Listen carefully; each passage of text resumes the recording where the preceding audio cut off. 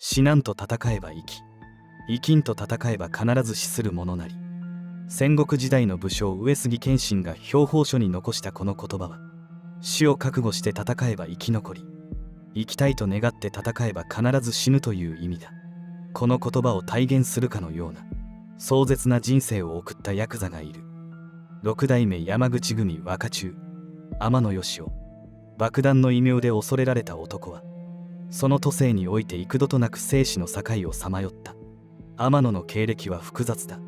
旧菅谷組若中、元羽谷組舎弟、元匠組副組長、そして天野組組長、天野会初代会長である。山口組の巨大な組織の中で、天野は異例の移籍を繰り返した。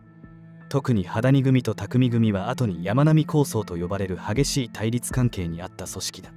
その両方に身を置いたという事実は、彼の生き様を語る上で欠かせない要素である。五代目山口組若頭匠勝は天野についてこう評した。山口組広しといえど、天野ほど殺されかけた男もおらんやろうな。なぜ天野はそれほどまでに命を狙われ続けたのか。それは彼が何よりも義理を重んじる男だったからだ。恩を受けた親分のためならば、たとえ火の中水の中、危険を顧みず己の信念を貫き通す。その熱い生き様は多くの大物ヤクザたちをも魅了した。今回は数々の修羅場をくぐり抜け、ヤクザとしての義理を貫き通した天野義雄の波乱に満ちた生涯を追う。彼が親分に捧げた忠誠、そしてその胸に秘めた熱い思いとは何だったのか。その答えはこれから語るエピソードの中に隠されている。1940年7月13日、天野義雄は千葉県安房郡の漁村で生を受けた。現在の南房総市千倉町である。天野義雄は日本名で、韓国名はキム・ジョンギ、父はキム・ジョンドゥ、母はウェンチョンオウという。両親は共に韓国の最終島出身で、姉4人、弟1人、妹2人の8人兄弟の長男、5番目の子供として天野は生まれた。父キム・ジョンドゥは明治大学への留学生として日本に渡り、海産物ブローカーのような仕事で日本中を駆け回っていたとされるが、その実態は家族にも詳しくは分からなかったという。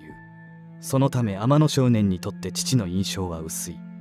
ほとんど家にいなかった父は頭が良く、人の良さそうな人物で怒られた記憶はほとんどない。父に代わり家計を支えたのは母ウェンチョンオウだった。海として連日海に潜りアワビやサザエなどの高級海産物を取って生活費を得ていた。母はスーパー海女として知られ、常にリーダーシップを発揮し、周囲の海女たちをまとめ上げていた。新人いびりなどは絶対に許さない気性で、激しく精根の据わった女性だったという。1945年の秋、終戦間もない時期に一家は千葉から大阪市城東区に居を移した。そこは小さな大門を掲げるヤクザたちがひしめき合う地域。この風土が後の天野に大きな影響を与えることになる。天野がヤクザの世界を意識するようになったのは、小学校の卒業文集がきっかけだった。将来の夢をテーマに児童全員が文集に寄稿することになった。天野は弁護士になりたいと記した。成績優秀だった彼ならば、弁護士になることも夢ではなかっただろう。しかし担任の何気ない一言が彼の人生を大きく変えることになる。どれだけ優秀でも在日韓国人は弁護士になれないのだ。その言葉には差別的な響きはなかった。担任も彼を在日韓国人の息子だからといって差別したことは一度もなかった。これは1950年代当時の日本社会が抱えていた現実そのものだった。在日韓国人には職業選択の自由が制限されている。その事実を担任はただ伝えようとしたに過ぎない。しかし、その言葉は幼い天野少年の心に深く突き刺さった。理解はできても納得はできない。胸の奥底から湧き上がる言いようのない怒り。そして将来への漠然とした不安。身分や国籍、始祖性など関係なくのし上がっていける世界で生きてやる。学歴や家柄、そんなものに左右されない。力こそが全ての世界。それが天野少年にとってのヤクザの世界だった。俺はヤクザになる。そう心に決めた。1954年、天野が中学校に上がるとほぼ同時に、父のキム・ジョンドゥが密航中に遭難死する。最終島に残してきた年老いた両親に会いたい一心での行動だったと思われるが、荒れる限界灘の海は小舟をいとも簡単に転覆させ、父の命を奪った。この悲しい出来事が天野少年の背中を押した。もはやヤクザになるという意志を止めるものは何もなかったのである。父の死は彼に失うものは何もないという覚悟を与えたのかもしれない。1956年4月、天野は伊豆大島の大島高校水産科に入学する。母と宿母の懇願により高校には進学したものの、ヤクザへの思いは消えることはなかった。むしろ曲がったことが嫌いという思いはさらに強くなっていた。故郷から遠く離れた島での生活、同級生たちは漁師の息子が多く、天野とはどこか違う空気をまとっていた。彼らと積極的に関わることはせず、天野は孤独を好んだ。授業が終われば寮の自室にこもり、空手の鍛錬に明け暮れる。そんな毎日だった。彼にとってヤクザの世界はまだ憧れであり、確固たる信念や義理で結ばれた世界というよりは、力でのし上がれる場所という漠然としたイメージだったのかもしれない。普段は離島でおとなしくしている天野だったが、春休みや夏休みの長期休暇で大阪に帰省するとその本性が顔を出す。街で暴れ回り喧嘩に明け暮れる日々。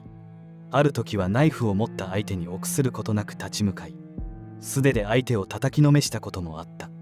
またある時は数十人を相手に一歩も引かず、大立ち回りを演じたこともあった。高校生の分際で賭場にも出入りし、ヤクザに混じって賭場家業を手伝ったり、客として賭け事に興じたりもした。空手で鍛えた腕っぷしは誰にも負けず、町の不良やグレン隊との争いでも常に先頭に立っていた。恐れを知らないブルドーザーのような突進力で相手を叩きのめし、決して引くことをしない。その性格により周囲からは一目置かれる存在だった。ある時、天野は大規模な工事現場を目に留める。三菱銀行の支店ができるらしく、建設を請け負っていたのは大手建設会社の竹中工務店だった。これはいけるぞ。直感した天野は情報収集を始めた。工事関係者や近隣住民に話を聞き込み、工事の概要や問題点などを探っていった。そして学生服を背広に着替え、偽造の名刺を手に竹中工務店の本社に乗り込んでいった。緑橋の三菱銀行支店の工事についてですが、あそこら辺は一筋縄ではいきません。凄みを聞かせ、工事現場でのトラブルを解決してやる代わりに金を要求したのだ。相手の担当者は天野のただならぬ雰囲気に飲まれ、高校生だとは見抜けなかった。まんまと50万円をせしめることに成功。現在の貨幣価値では数百万円にもなる大金だった。またこんな伝説も残っている。40人もの不良グループにたった一人で喧嘩を売ったというのだ。仲間の仇討ちのため敵のたまり場に乗り込んだ天野は、ボスの顔を見るなり一撃で叩きのめした。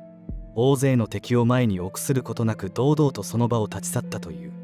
これらのエピソードは、天野が義理人情に熱いヤクザというよりも、曲がったことが許せない、力こそが正義という若さゆえの未熟さや危うさを持っていたことを示している。この頃の天野はまだヤクザとして生きていく上での確固たる軸を持っていなかった。それは後の人生を大きく左右することになる出会いを待たねばならなかった。20歳を過ぎた頃、天野義雄はヤクザの世界に足を踏み入れる。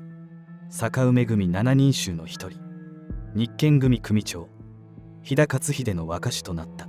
この縁を取り持ったのは意外な人物だった。日本フェザー級王者にもなったことのある元フィリピン人ボクサーベビー・コステロである。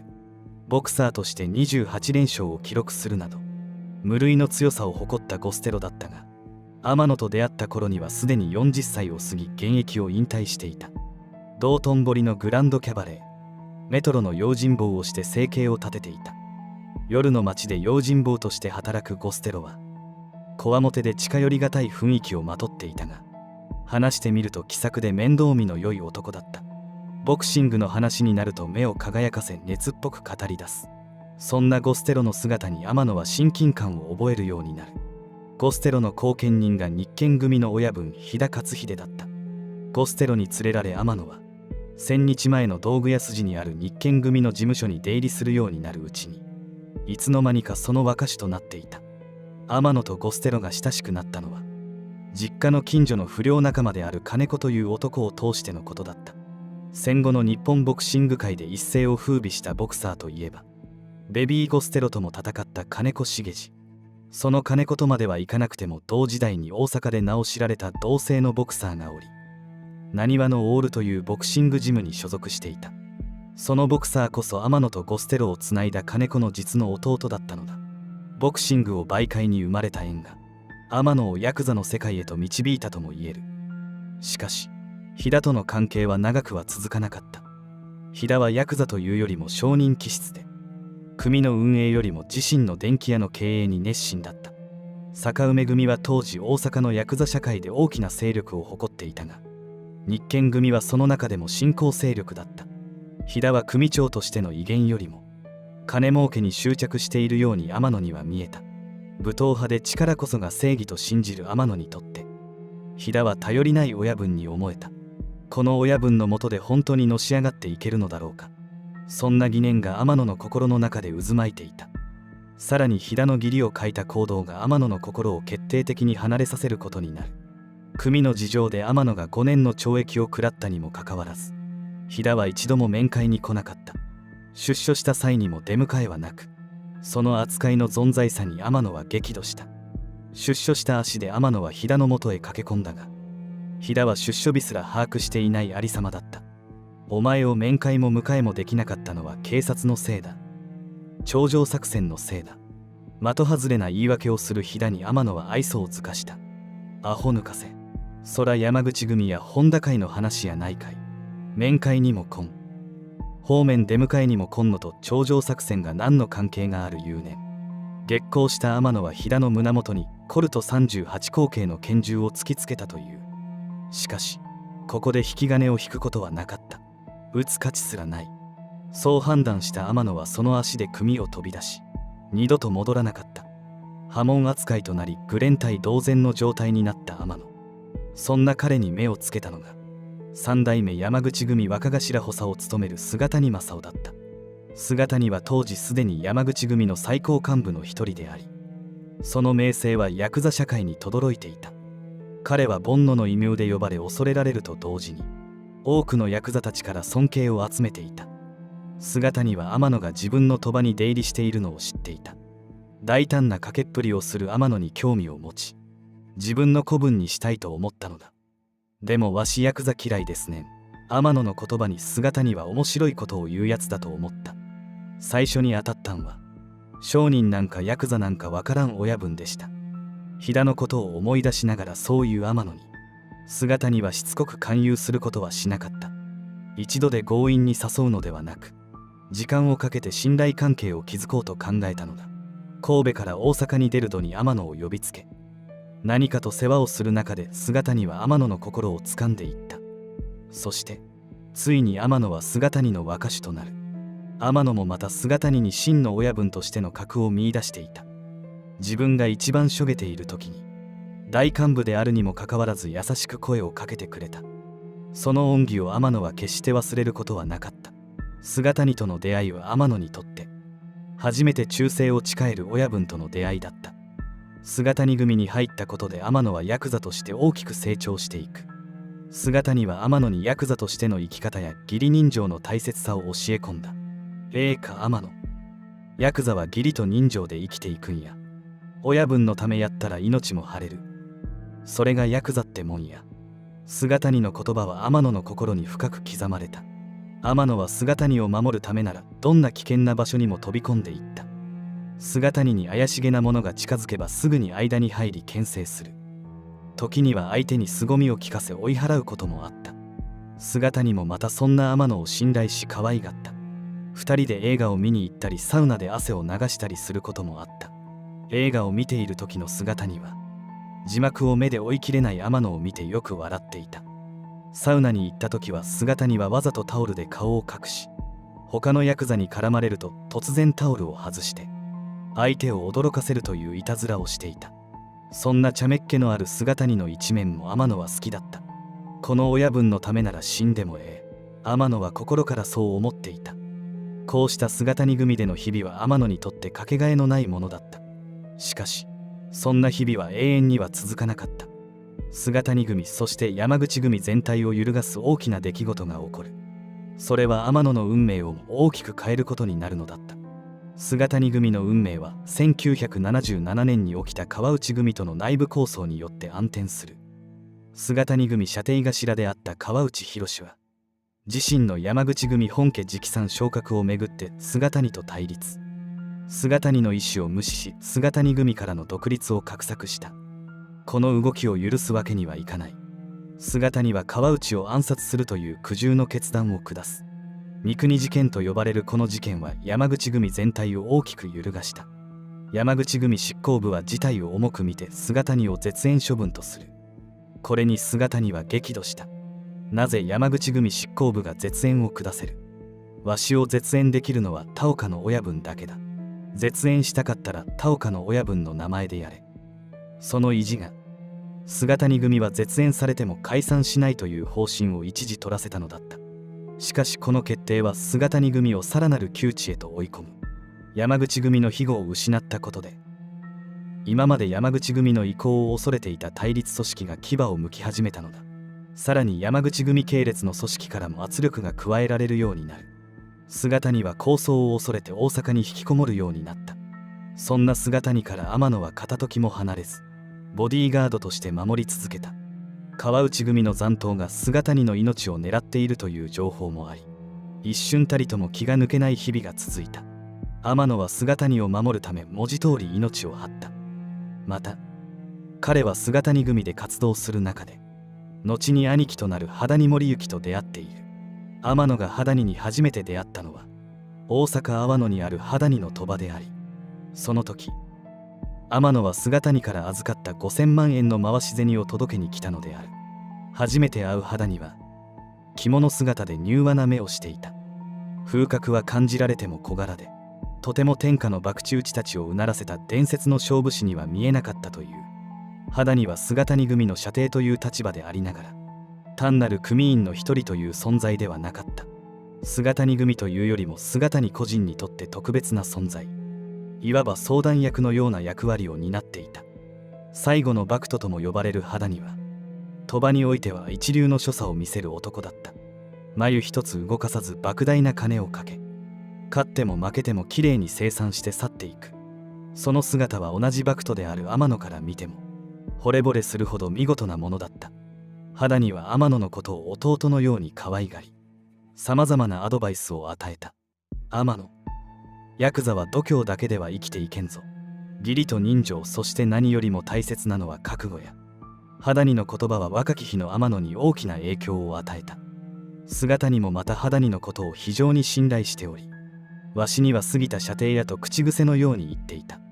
そんな羽谷が川内博殺害の冤罪で逮捕されたのは1977年のこと。当初から無罪を主張する羽谷だったが一審二審で懲役20年の判決を受ける。上告中の身で北陸の刑務所に勾留された羽谷。その間天野は毎週欠かさず面会に通い続けた。大阪から北陸までは遠い道のり、吹雪の日もあれば猛暑の日もあった。それでも天野は通い続けた。それは羽谷への義理であり亡き菅谷への忠誠でもあった。羽谷の親父は無実や必ずシャバに戻ってきてもらう。天野はそう信じて羽谷を励まし続けた。7年後に羽谷は最高裁で逆転無罪を勝ち取る。その陰には天野の献身的な支えがあったことを忘れてはならない。1981年5月27日、神戸灘の菅谷家2階大広間で菅谷組の総会が開かれた。多くの幹部たちが集まる中、司会役の上田徹若頭が重々しく口を開いた。みんなにはここまでよう頑張ってもろたんやが、いよいよその時期が来たように思う。親分の体のこともあるし、この際引退してもろて楽な余生を送ってもらい長生きしてもらおう思うんやが、誰か意見あったら言うてくれへんか。その言葉に真っ先に反応したのが天野だった。若頭、それおかしいやないかい。親分が自分からそろそろ引退しようと思うとんやねんけど、みんなどう思う？言うんならわかるがな。それをこの方が引退してくれ言うのはあべこべと違うんかい。天野はかつて菅谷から跡目は上田に譲るという言葉を聞いていた。それだけに上田が菅谷を引退させようとしていることが許せなかった。菅谷組を何としても存続させたい。その一心で反対意見を述べたが、他の幹部たちは沈黙を守った。天野の意見は少数派であり、菅谷の引退と組の解散を止めることはできなかった。この時、天野の胸には言いようのない虚しさが広がっていた。菅谷組のために命を張ってきた。それなのに組はあっけなく終わってしまう。天野は菅谷組解散の後は一本特攻の期間をしばらく過ごした後に、菅谷組の時から兄貴と呼んでいた羽谷守之の舎弟として羽谷組に加入した。天野が羽谷組に加入したのは、羽谷が川内博殺害の冤罪で逆転無罪判決を勝ち取った後のことだ。天野の他にも羽谷の共鳴を慕って羽谷組の門を叩く者が急増し、大阪を本拠に羽谷組は勢力を拡大していった。1990年6月、山口組と羽谷組の間で全面抗争が勃発する。福岡市内において弘道会と組員引き抜きをめぐるトラブルから、羽谷組系組員が弘道会系組員を射殺するという事件が事の発端となった。次の日に山口組組員が羽谷組幹部と間違えて大阪市住之江区に住む NTT 職員を自宅玄関先で射殺し、山口組は世間から非難を浴びることとなったが、それでも彼らの報復攻撃は凄まじく、大阪を中心に半年にわたって誤射による一般人を含む死傷者を出す27件の銃撃事件が起きるなど、抗争は熾烈を極めた。巨大組織である五代目山口組と大阪の一地域で独立を保っていた小さな羽谷組の間には、組員数も資金力も比較にならないほど差があった。マスコミからは山並抗争と命名されていたものの、勃発から半年もすると勝敗の行方は半ば見えており、抗争は山口組の一方的な攻撃が続く展開となっていった。天野もまた山口組からの攻撃の標的となる。自宅マンションに数人のヒットマンが現れたり、天野が詰めていた羽谷組天王寺事務所に銃弾が撃ち込まれたりした。抗争の最中、天野は奇妙な経験をする。この一件が天野と匠勝の関係をより近しいものにしていくが、これについては後で解説する。西日本20日会所属の有力組織である広島の4代目共生会沖本勲会長の奔走の会もあり、12月24日に山口組本部は羽谷組との抗争終結命令を出した。3日後の27日に羽谷は名古屋市内の弘道会本部に赴き、会長の司忍に謝罪する。こうして山並抗争が終結したが、羽谷組が解散した後、天野はどの組織にも属さず一本特攻を貫いていた。そんな天野に声をかけたのが他ならぬ匠勝だった。半ば羽谷組を潰したともいえる山口組のナンバー2からの誘い。天野はなぜその誘いを受けたのか。複雑な思いがなかったといえば嘘になる。敵対していた組織からの誘い。しかも羽谷組を解散に追い込んだ張本人からの誘いだ。しかし天野の胸にはそれ以上に大きな思いがあった。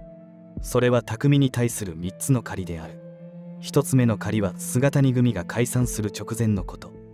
1986年5月25日の菅谷組の総会後、天野の自宅に1本の電話がかかってきた。電話の主は匠の妻であり、天野とも旧知の仲である南條恵美子。明日お話ししたいことがあるので会えませんか。それは匠からの南條を通じての伝言だった。早くどこかの山口組の組織に所属しないと 2,3 日も菅谷組をそのままにはしておかない。山口組の圧力を感じていた天野は、この伝言に従い大阪を離れ東京へ身を隠した。そのおかげで天野は山口組との無用な衝突を避けることができたのだ。2つ目の借りは昭和63年7月15日午後5時10分頃、名古屋市中区錦3丁目の西側路上で起きた銃撃事件に起因している。この事件で岐阜市に本拠を置く4代目山口組系近藤組の幹部2人が死傷した。拳銃を撃ち込んだのは羽谷組系天野会名古屋支部のメンバーだった。当時天野は東京に拠点を置き、どこにも属さない一本特攻のヤクザだった。羽谷の舎弟として羽谷組に加入したのはこの年の4月のこと。大阪を本拠とする羽谷組の勢力が拡大する中で、羽谷組に連なる天野会名古屋支部が地元の山口組勢相手に抗争事件を引き起こした。抗争の原因は岐阜市内の土地売買をめぐるトラブルだったと言われている。国際ホテルで話し合いが持たれる予定だったというが、理由は何であれ一方的に幹部を殺された近藤組側が黙っているはずがない。事件から4日後の7月19日午後2時半ごろ、名古屋市西区の天野会名古屋支部事務所マンションに3発の銃弾が撃ち込まれた。近藤組と天野会双方の事務所には多数の組員が集結し、大規模な抗争に発展する可能性もあった。しかし山口組は一和会との山一抗争を継続中であり、警察や社会からの風当たりも強かった。そのため天野会と近藤組は関係者による水面下での和解工作を進め、最終的には手打ちとなった。この和解工作の最大の功労者が匠だった。天野にとってこれが2つ目の借りとなった。3つ目の借り、それは戦術した山並抗争の最中に起きた。緊迫した空気が張り詰める中、天野の携帯電話が鳴った。表示された番号は見覚えのないものだった。もしもし。恐る恐る電話に出ると低い声が響いた。おい天野、そこからすぐに体をかわすんや。声の主は匠勝であった。まさか敵対する山口組若頭からの電話。天野は一瞬言葉を失った。いきなりなんでっか若頭。私ら仇同士ですせ。絞り出すように答える天野に匠は静かに言った。例からわしの言うこと黙って聞かんかい。天野は匠の真意を測りかねていた。なぜ敵である自分に忠告をしてくるのか。しかしその声には有無を言わせぬ迫力があった。天野は何も言わずに電話を切った。匠のおっさんからや傍らで耳をそば立てていた幹部に告げると、彼は驚いたようだった。なんて言うてるんでっか。ここから逃げろ言うてるわ。ほんまでっか。幹部は信じられないといった表情で窓辺に駆け寄った。窓の外を見下ろすとマンションの下に数人の男たちが集まっているのが見える。天野の和解衆ではない。明らかに敵対組織の人間だった。親父さん、必死の連中がもう来てますせ。幹部の叫び声に天野は覚悟を決めた。ほう、わしの玉がまだそんなに値打ちがあるんかい。冗談めかして言う天野に幹部は必死の形相で訴える。親父さんのんきなこと言っとる場合と違いますせ。逃げんと。しかし天野は動じない。いや放っとけ。ただの威嚇や。本気でわしの玉取る気があるんならこれ見よがしに姿はさらさんわい。そうこうしているうちに再び電話が鳴る。天野が出るとまたしても匠だった。なんや天野まだおったんかいな。よほど命はいらんようやな。死なんと戦えば生き生きんと戦えば必ず死するものなりですわ。天野は上杉謙信の言葉を引用し覚悟を込めて答えた。死中に勝を求めるってやつやな。まあたまにはわしの言うこと聞いても罰は当たらんで。若頭がそこまで言うなら顔立てますがな。そうしますわ。天野はその夜のうちに大阪を離れた。行き先は伊豆の川名。昔から馴染みの場所で土地勘もあった。天野たちは知っている温泉旅館に宿を取り、しばらくそこに逗留することに決めた。この伊豆の温泉地で天野は偶然というにはあまりにもできすぎた出会いを経験する。若い衆たちと川名の海辺にある味噌汁という料理店で食事をしていた時のこと。そこは料理店といっても庶民的な町の食堂で、地元では知られた名店だった。一同が食事を終えそろそろ引き上げようとしていた時、中年夫婦が入店してきた。その二人を見て天野は我が目を疑った。声には出さなかったが心の中で叫んでいた。そこにいたのは匠勝と南條恵美子だったのだ。他の若い衆たちも大物同業者の出現に気づきうろめき立った。何せ天下の五代目山口組若頭、自分たちが抗争を繰り広げている相手組織のナンバー2なのだ。匠の若頭や、なんでここにおるんや。若い衆たちは驚きと不審、さまざまな感情を抱きながらささやき合った。天野にしてもなぜ匠がここにいるのか全く理解できなかった。まさか近くに匠の別荘があったとはこの時の天野は知る由もなかった。おい出るぞ。天野は若い衆たちに声をかけて立ち上がった。まっすぐ勘定所に向かい皆が従う。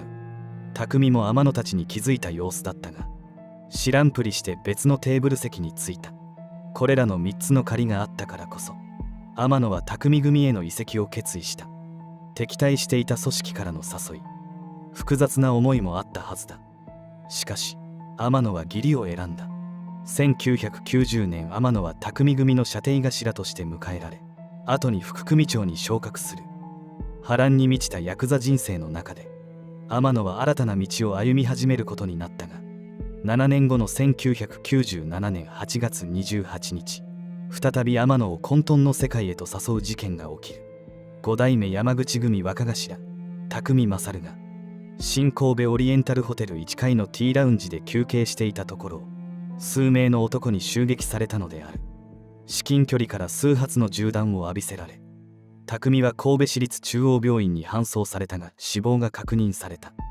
実行犯は5代目山口組内で匠と対立していた中野会系組員であり、この事件は山口組内部の権力闘争が頂点に達したことを示していた。匠暗殺の一報を聞いた天野は激しい衝撃と悲しみに襲われた。なぜ匠の頭が。すぐさま病院に駆けつけた天野は変わり果てた匠の姿を目の当たりにして言葉を失い、ただ立ち尽くすしかなかった。しかしその天野の目に信じられない光景が飛び込んできた。匠組若頭の入江忠が取り乱す様子もなく、冷静に周囲に指示を出していたのだ。その姿はまるで自分の出世の機会を伺っているかのようだった。さらに入江は天野の代行を務める東義雄に対して、なあ、わしに協力してくれへんか、頼むで、と信じがたい言葉を口にした。親分が殺された直後だというのに跡目を狙う入江の態度に天野は激しい怒りを覚えた。この男は一体何を考えているんだ。匠の頭の死を悼む気持ちはないのか。この一件を機に天野は入江に対して決定的な不信感を抱くようになり、入江が2代目匠組を継ぐことに強く反対した。匠勝の暗殺後、匠組内では若頭の後継者問題が浮上した。自然な流れとして匠組若頭であった入江忠が2代目を継ぐことになりつつあり、山口組は2代目匠組の杯直しと2代目継承式を匠の四十九日の法要明け直後の10月16日に執り行うことをすでに確定路線としていたのだ。そらおかしいやないか。わしは同意できへん。天野はこの動きに真っ向から反対した。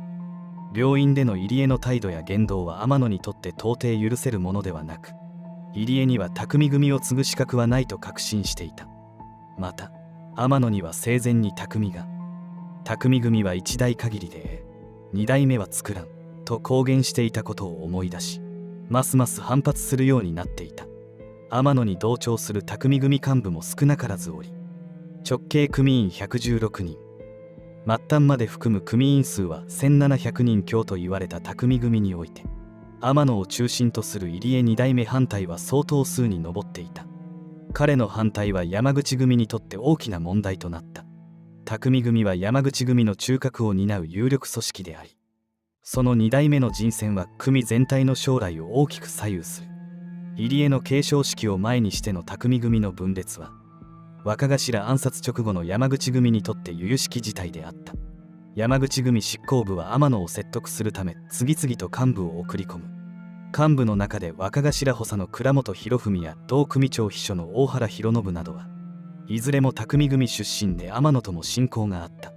特に倉本は若い頃から天野と付き合いがあり、お互いに倉本ちゃん、天ちゃんと呼び合う仲だった。大阪生野区の大原組事務所で倉本は必死に天野を説得した。天ちゃんわしの頼みや、入江を男に慕ってくれへんか。匠組は今が一番大事な時なんや。入江を2代目にして一本にまとまらなあかん。しかし天野の決意は固かった。いくら若頭補佐の頼みでもこればかりは聞くわけにはいきません。入江には協力できまへん。わしはわしできっちりけじめつけさせてもらいます。いくら頼まれてもこればかりはわしの性分が言うことを聞きません。天野は頑として首を縦には振らなかった。倉本大原に続き天野を説得するために登場したのは若頭補佐の筆頭である花房組組長花房五郎であったが、倉本たちと同様にいくら説得しても天野は首を縦に振ることはなかった。さらに大阪西淀橋の花房組事務所で花房が天野を 3,4 度口説いても彼の答えは変わらなかった。しびれを切らした花房は次のような提案をする。天野さん、なんでそこまで意地を張るんや。山口組に何かあるんやったら条件言うたらええがな。その上でまた明日話をしようやないか。この提案に対して天野は憤慨し、一体私が山口組に対して何の条件がおまんねん。私ごときがそれを口にしたら人に笑われるだけでんがな。そんな大それたこと一個も考えてやしまへん。ただともかく今度の一件私は承服いたしかねますときっぱり言い放ったのである。その後も山口組の最高幹部たちが入れ替わり立ち替わり天野を説得したが結果は同じだった。天野の意志は固く誰の言葉にも耳を貸さなかった。膠着状態が続く中、事態を打開するため山口組は最後の切り札として5代目山口組総本部長岸本才三を送り込んだ。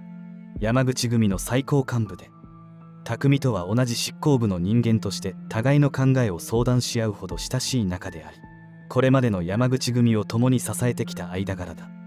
匠が射殺された時にも岸本は匠のそばにいたのである。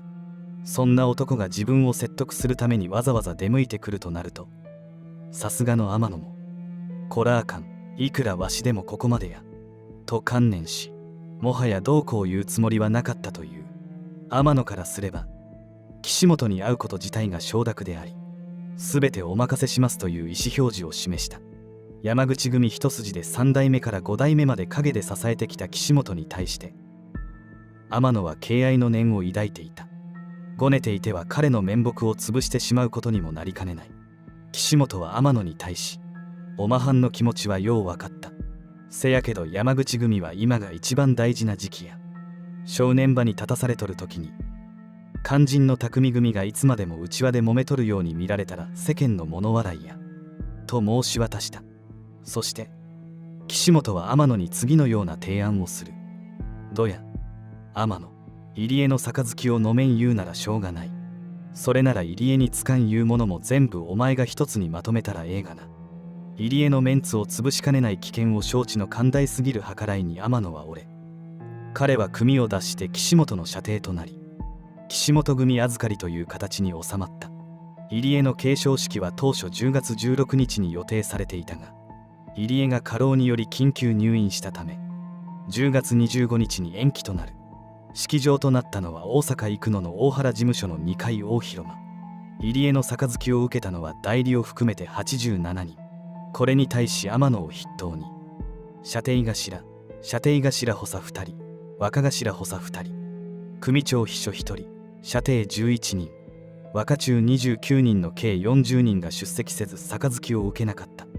この杯を受けなかった者たちが5代目山口組岸本組内に天野組を結成する。初代組長はもちろん天野である。1998年10月のことだった。岸本組の一員となった天野は岸本とよく接するようになり、そこで天野が驚かされたのは岸本の情報収集力の凄さだった。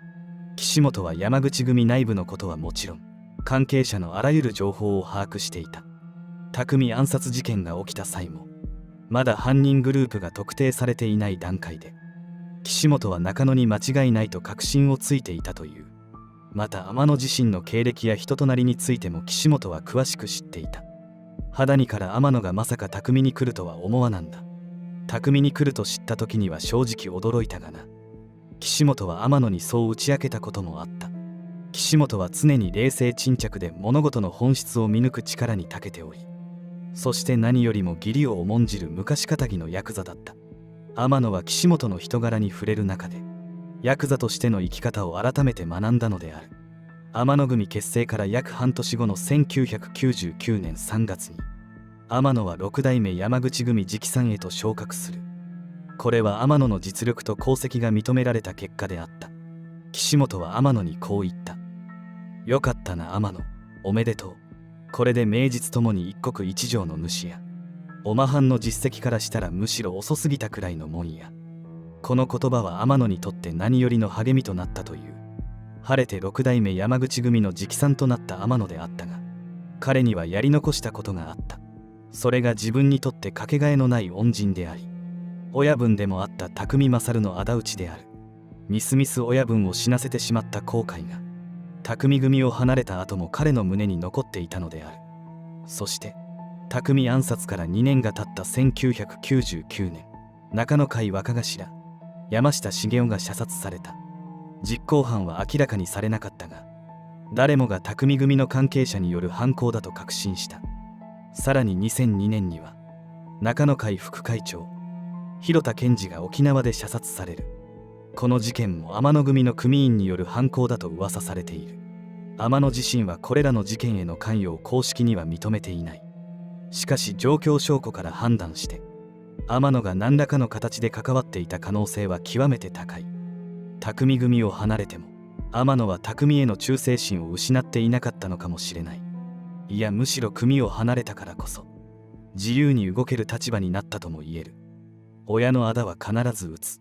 それが天野のヤクザとしての意地だった。2008年、天野義雄は山口組から除籍処分を受ける。表向きの理由は定かではないが、長年にわたる組織への貢献を考えれば異例の厳しい処分だった。この処分をもって天野はヤクザの世界から引退する。爆弾と呼ばれた男の波乱に満ちた都政人生はこうして幕を閉じた。天野義雄とは一体どのような男だったのか。義理を重んじ信念を貫き、時には暴走することも辞さない。激しい気性と行動力はまさに爆弾そのものだった。しかしその根底には常に親分のためという純粋な思いがあった。菅谷正夫、羽田森行、そして匠勝。それぞれの親分に対して天野は全身全霊をもって尽くしてきた。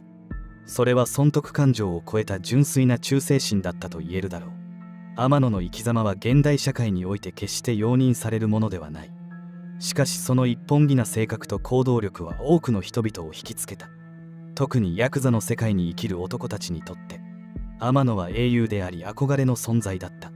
天野義雄、その名は伝説のヤクザとして長く語り継がれていくことだろう。ということで今回の動画はここまでとなります。皆さんはこの天野という男の生き様についてどう思いましたか？ぜひコメント欄でお聞かせください。それではまた次の動画でお会いしましょう。最後までご視聴ありがとうございました。